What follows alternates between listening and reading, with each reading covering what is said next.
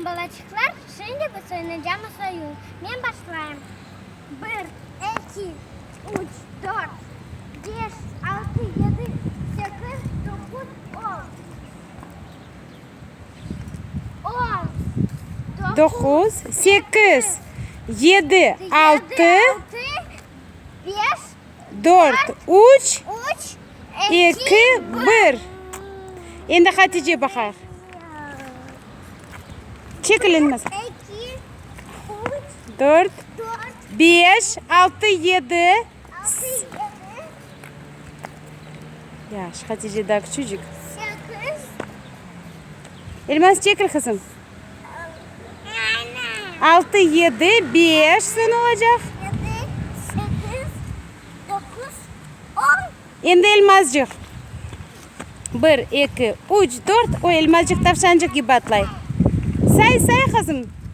1, 2, 3, 4, 5, 6, 7, 8, 9, 10. Maşallah en güzel elmascık saydı. Atladı. Endi daha bir ki Nazlı bakar. Bakınız nasıl Nazlı tata doğru yapay. On bakınız ona öyle gerek yapma. 1, 2, 3, 4, 5 bir ayakta. 7, 8, 9, 10. Doğru. 9, 8, 7, 6, 6, 5, 4, 3, 2, 1. Maşallah kızım. Endi Hatice. 3, 4, 5, 6, 7, 8, 9, 10. Endi arda qaytıq.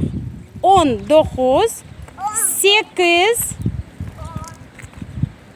7, 6, 5, 4, 3, 2, 1. Maşallah. Daha bir kelmazcıq. 1, 2, 3, 4, 5, 6, 7,